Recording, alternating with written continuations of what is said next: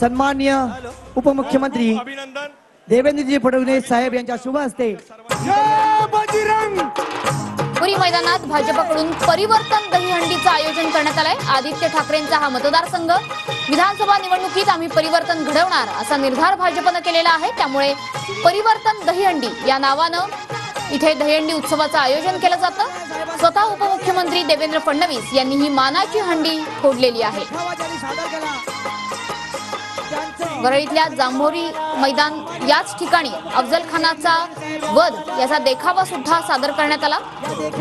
अनेक वेगवेगळी पथनाट्य सध्या दहीहंडी उत्सवात सादर करण्यात येत आहेत।